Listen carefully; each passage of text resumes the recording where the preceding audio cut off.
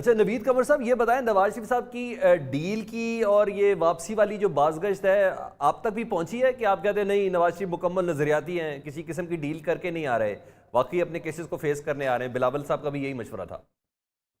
देखिए ये कहना कि वक्त डील की है या नहीं की है, जाहिर है कि हमारे इल्म में नहीं है। ये तो एक पब्लिक स्पेकुलेशन है जिस पे हर एक अपने कमेंट करता है। जाहिर है एक बहुत बड़ी पार्टी है पीएमएलएन, वो अपने लिए मैक्सिमाइज करेगी स्पेस को। उसमें जो कुछ भी रिक्वायरमेंट्स हैं उनकी वो जरूर करेंगे। हमारी सिर्फ ख्वाहिश ये थी कि जाहिर है कि कोई फेवरेट्स नहीं होने चाहिए, क्योंकि माजी में जब भी फेवरेट्स हुए हैं तो उनका नुकसान ओवरऑल मुल्क को भी हुआ है और दोनों साइडों को हुआ है जिन्होंने किया भी। जैसे जो लफ्ज सिलेक्टेड आया है, तो अब वो सिलेक्शन प्रोसेस नहीं होना चाहिए बल्कि इलेक्शन प्रोसेस होना चाहिए। अच्छा, जितने भी लीडरान हैं पाकिस्तान पीपल्स पार्टी के, आप समेत आसिफ अली जरदारी साहब भी, बिलावल साहब भी, वो ये परसेप्शन अकर कर रहे हैं कि इस बारी लाडले मियाँ मोहम्मद नवाज शरीफ हैं या इस बारी जो सिलेक्टेड है वो मुस्लिम लीग नून है, आप लोग इग्नोर्ड हैं। क्या मैं आपकी बात से भी इसी इसी मतलब को अखज़ करूं? देखिए, जो मैंने बात की वो इसी सब बात का जवाब था कि हम चाह ये रहे हैं कि किसी भी पार्टी को फेवर ना मिले। कुछ ऐसे निगरान में का नाम इंक्लूड हुए जो कि डायरेक्टली ही रिलेटेड हैं पीएमएलएन से, जिसकी वजह से ये तासुर जाता था कि शायद उनको फेवर किया जाए। तो जो भी इस पे कमेंट आया वो इस कॉन्टेक्स्ट में आया कि हर एक को बराबरी की ट्रीटमेंट मिलनी चाहिए, तभी इलेक्शंस जो होंगे वो काबिल कबूल होंगे। हमने बहुत सारे इलेक्शंस किए हैं जो कि कंट्रोवर्शियल रहे हैं। अब हमारे मुल्क में एक और कंट्रोवर्सी की गुंजाइश नहीं है और हम चाह रहे हैं कि इलेक्शंस ऐसे हों जो कि सब साइड्स जो हैं, या तकरीबन सब साइड्स, सब तो कभी भी कबूल नहीं करते, लेकिन तकरीबन सब साइड्स जो हैं उसको कबूल करते हैं। अच्छा, नवीद साहब, जिस तरह आप कह रहे हैं, तो अगर आपकी तसल्ली ना कराई जाए और आपको ये गारंटीज़ ना दी जाए या श्योरिटी ना मिल जाए कि जो लेवल प्लेइंग फील्ड है वो एक ख़ास जमात को मिल रही है, तो अदरवाइज़ तो पाकिस्तान की सियासत तो फिर वही खड़ी है जो इससे पहले हम इमरान खान साहब को कहते थे, आप लोग कहते थे कि जी वो सिलेक्टेड हैं, कठपुतली हैं। अब आप अगर आपकी बात ना मानेगी तो ये बात नवाज शरीफ साहब से भी मुतलिक होगी। कहा तो जाता है कि हर बार किसी न किसी जमात को लेवल प्लेइंग फील्ड के लिए थोड़ा सा ज़रा फील्ड ज़रा ज़बरदस्त किस्म की दे दी जाती है, तो फ़र्क तो कुछ देखिए, ना हुआ। हम नहीं अफोर्ड कर सकते कि ये फिर एक कंट्रोवर्सी शुरू हो जाए। अब जब हम चाह रहे हैं कि इलेक्शंस हो, वो इसलिए चाह रहे हैं कि एक मुल्क में स्टेबिलिटी आए। ये अनसर्टनिटी का जो माहौल है वो कई काफी अरसे से आया है, जिसका जो है डायरेक्टली आवाम पे उसका असर आता है, क्योंकि हमारी मईशत जो है वो भी अनस्टेबल रहती है। ये कोई पता नहीं होता कि ये कल क्या होना है, कितना टाइम केयर टेकर्स रहेंगे, कितना टाइम अपनी हुकूमत रहेगी। मुल्क में इन्वेस्टमेंट लाने के लिए, मुल्क में जो है हमारे माशी हालात बेहतर करने के लिए बहुत ज़रूरी है कि एक सेंस ऑफ स्टेबिलिटी हो, और वो सेंस ऑफ स्टेबिलिटी तभी आएगी जब एक fully endorsed elected government in place होगी। उससे कोई फर्क नहीं पड़ता कि कौन सी पार्टी इन प्लेस है, लेकिन स्टेबिलिटी बहुत ज़रूरी है। तो उसमें अगर अभी से ही खदशात शुरू हो गए तो आगे जाके उसके रिजल्ट्स जो होंगे वो इतने अच्छे नहीं होंगे मुल्क के लिए, मुल्क की सियासत के लिए, मुल्क के माशरे के लिए, मुल्क की मईशत के लिए।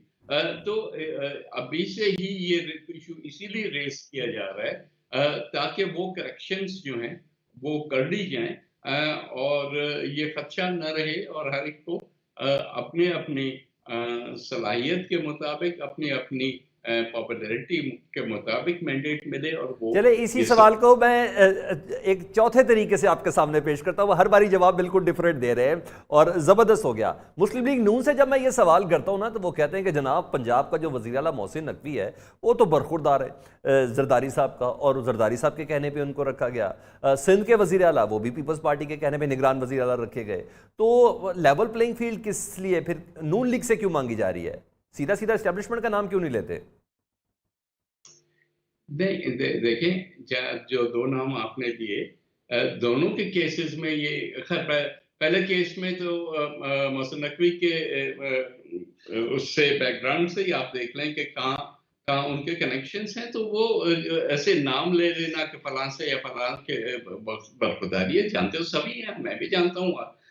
काफ़ी लोग PMLN के भी बहुत सारे हमारे दोस्त हैं जो कि सबको जानते हैं, तो उससे कोई फ़र्क नहीं पड़ता। बात सारी ये है कि वो कितना इन्फ्लुएंस करते हैं इलेक्शन में। वही बात आपने जब सिंध में कही, तो सिंध में ज़ाहिर है कि एक कंसल्टेशन अगर प्रोसेस है जिसमें लीडर ऑफ द हाउस की 2 ऑपोजिशन कॉन्स्टिट्यूशनली 2 कंसल्टेटिव होते हैं, तो कहीं न कहीं से तो नाम आना है।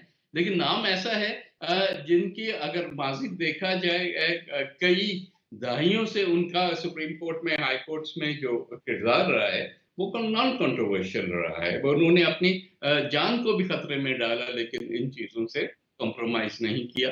तो वो पीपल्स पार्टी या किसी और पार्टी के लिए जो है वो अपनी रेपुटेशन को खराब नहीं करेंगे। और आपने उसके बाद बिहेवियर भी देखा ना, तो सवाल सिर्फ ये नहीं होता कि मफरूज़ों पे आपकी बात करें ना, तो सवाल ये होता है कि क्या उनके एक्शंस जो हैं उससे ये तासुर मिलता है कि वो किसी एक जमात को हेल्प कर रहे हैं या नहीं कर रहे हैं। अगर नहीं मिलता तो फिर ये बात खामखा एक शख्स की रेपुटेशन खराब करने से तो कुछ नहीं होगा ना।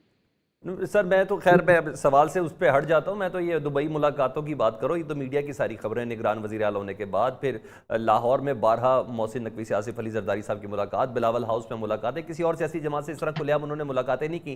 खैर चलें, इससे हट जाते हैं। कुछ देर के लिए ये तासुर पैदा हुआ था कि शायद आसिफ अली जरदारी साहब और बिलावल साहब के बयानिए में कुछ फ़र्क है, लेकिन वो कुछ दिनों के लिए था। क्या वो वाकई फ़र्क, ये तासुर हमें सही मिला था?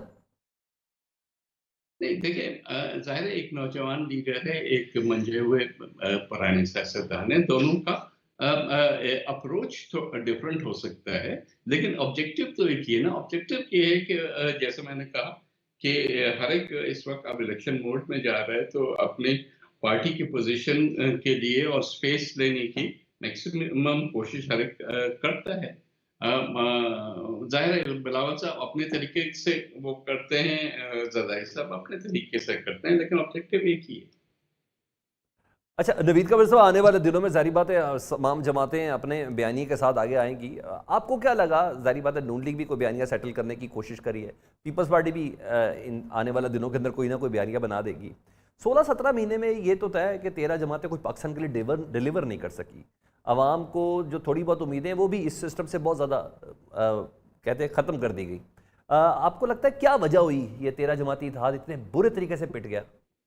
मुझे नहीं देखें, डिलीवर से मुझे समझ में नहीं आता कि आपकी क्या मुराद है।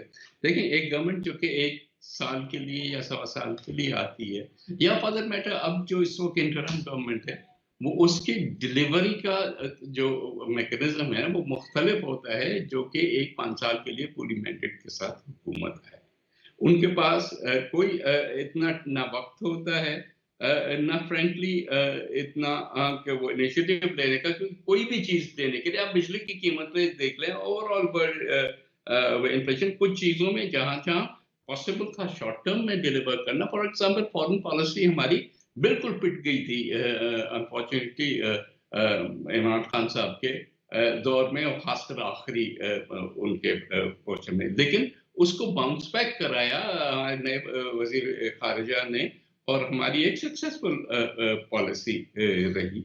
इसी तरह से दूसरी एरियाज़ में हमने प्रोग्रेस किया, लेकिन कई ऐसे एरियाज़ हैं जिसमें नहीं हो सकता था प्रोग्रेस। अगर आप ये समझ रहे हैं कि जिसमें अवामी बिजली का मुफादात मुद्दा मुत्तसिल थे, उन एरियाज़ की मैं बात करना चाह रहा हूँ। बेसिकली मैं पेट्रोल की बात करना चाह रहा हूँ, गंदम की बात करना चाह रहा हूँ, चीनी की बात करना चाह रहा हूँ, बिजली की बात करना चाह रहा हूँ। अवाम को तो इससे सरोकार है। मैं आपको आलमी जवाब मंजरनामे में देना क्या चाहूँ, तब्दीली हो रही है, अवाम मेरा ख्याल है ज़्यादा दिलचस्पी खाने पीने की चीज़ों के साथ है।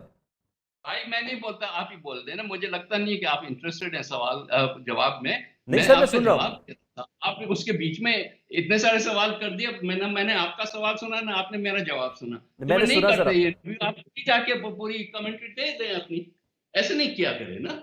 ठीक है सर। नवीद कमर साहब बहुत शुक्रिया। पाकिस्तान पीपल्स पार्टी के सीनियर रहनुमा नवीद कमर साहब को भी वही रिजर्वेशन है। उनका ये कहना है कि हाँ, ऑन ग्राउंड जो स्टोरीज़ हैं उनको अगर देखा जाए तो परसेप्शन बिल्कुल मुख्तलिफ है कि लेवल प्लेइंग फील्ड किसी खास जमात के लिए ही है, उनके लिए नहीं है। इस ब्रेक के बाद दोबारा हाजिर होते हैं।